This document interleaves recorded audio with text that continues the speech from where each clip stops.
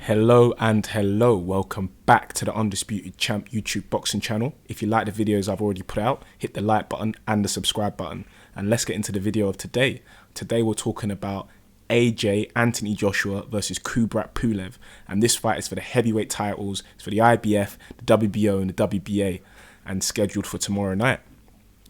When I think about this fight, I think it's a decent fight, but I'm not 100% infused by it. I think that's because I can see better fights for AJ on the horizon, and Pulev he's an aged fighter, older fighter, and I've sort of seen better days from Pulev. So it's sort of someone can go on to do much more, and someone has maybe gone past their prime. But at the end of the day, Pulev deserves the fight. He's the mandatory for the belt. He's worked his way into the position. He's beat the people he needed to beat, and AJ's a title holder, so he has to take the fight, and this is the fight that we have. This fight was actually previously scheduled back when AJ fought Carlos Takam, but Pulev pulled out of an injury maybe a week before the fight, and Takam was a late replacement. AJ changed his training camp last minute for Takam, and obviously Takam had to prepare for AJ last minute as well. Takam gave AJ some good work that fight. Got stopped. People say controversially, but I think the writing was sort of on the wall when he was getting stopped. He probably would have got stopped the next round conclusively. So the referee maybe did a good job. But yeah, AJ has now had 2 camps for Pulev, and that's probably weighs heavy on him. When you've been preparing for someone for 2 camps, 2 grueling sessions, and then even with this Pulev fight, it was rescheduled. It was supposed to happen earlier in the year before COVID, and then it's now been rescheduled because of COVID. So that's a long time Pulev would have been on AJ's head, and AJ would have been on Pulev's head. So we're going to see which fighter can cope with that the best, which fighter can stay focused throughout the whole time, that can prepare diligently, not once, not twice, but potentially 3 times, that can put into practice the stuff that they've worked on. And it's going to be a culmination of things that we're going to see. So it's not just going to be physical, it's going to be mental as well, because even for me, like in just normal life, if I had to go through something, let's say, I don't know, like let's just say a car driving test. If I had to do that 3 times, I didn't take the test all 3 times, but I had to prepare. It would weigh mentally on me. So yeah, as I always say, man, I always give boxers props because it's a grueling sport. And look, I keep saying it, but these guys are gladiators, and I'll never underplay the fact that they're gladiators.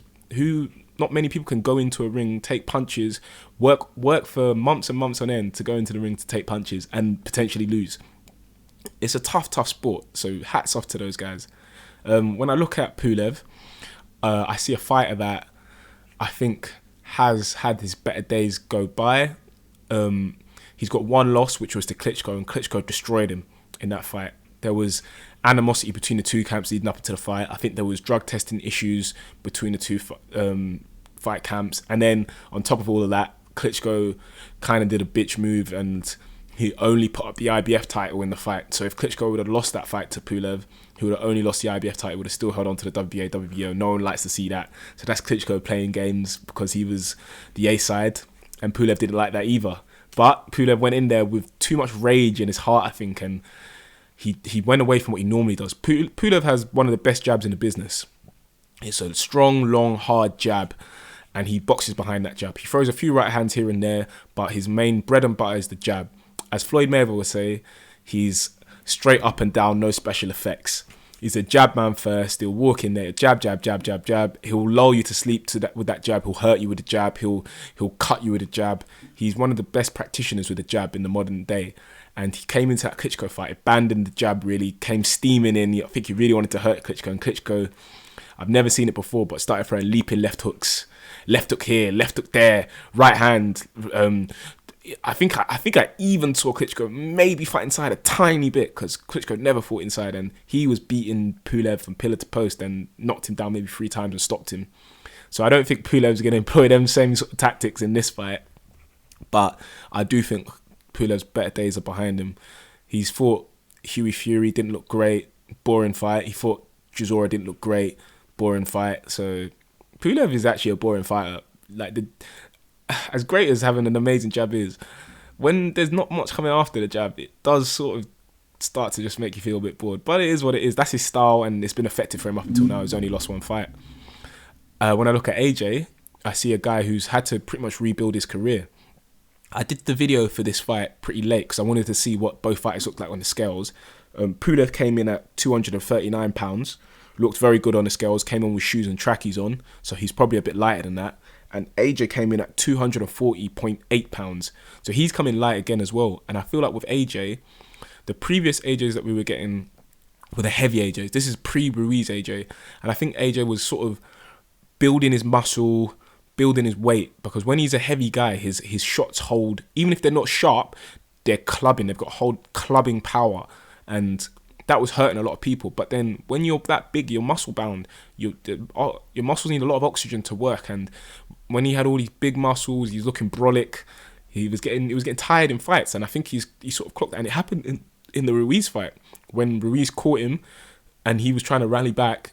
Not only was he hurt and dazed, his muscles started locking up on him. So for the second Ruiz fight, we saw smaller AJ, thinner AJ, back to sort of the start of his career AJ, and he boxed rings around Ruiz. He moved a lot, and I think in this fight, he wants to move a lot.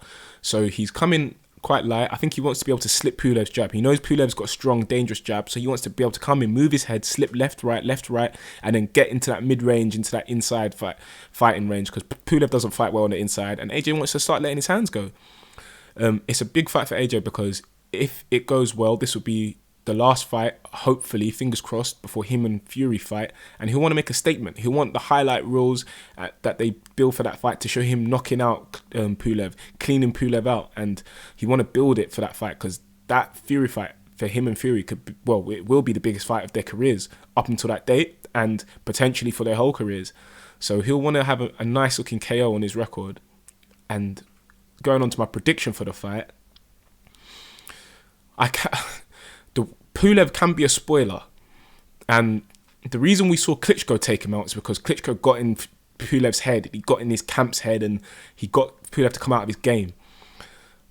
I don't think AJ's going to do that, and even though there was a bit of scuffling and kerfuffling in the weigh-in, I don't think AJ's in Pulev's head at all. But saying all of that, I think AJ does want to put on a show. He knows he's the headline fight in all this coronavirus time. It'll be him, and then it'll be Canelo's fight a few weeks after. They're the two headline fights, and I think he'll want to put on a show, and he'll want to show people that even though he went to points with Ruiz, he's not here to be paid for overtime, and he wants stoppages, he wants knockouts. So I think, and I'm gonna lean on this again. As I said before, it's not easy to make picks on YouTube because people will hold you to those picks, but you just got to put yourself out there, and that's what I'm gonna do. I'm gonna say AJ late stoppage against Pulev. I think he's gonna be slipping the jabs early, probably ground Pulev down, and then maybe like around the 8th round onwards, possibly I can see him trying to get rid of Pulev. If he gets him out of there early, fair play, and that's probably what he should try and do, because the later it goes, the more Pulev kind of has time to just lull you to sleep a bit with the jab, maybe cut you with a jab, and just start pulling out all these old wily tricks with the jab. So it's in AJ's best interest to get rid of this guy early, but I can see it go. I think Pulev is a bit wily, and I can see it go late, but I can see AJ late stoppage. And yeah, that's my pick for the fight, guys. We'll tune in. Fortunately, he's on Box Office, but you know, you do what you got to do. And yeah, we'll watch the fight. So thanks for listening.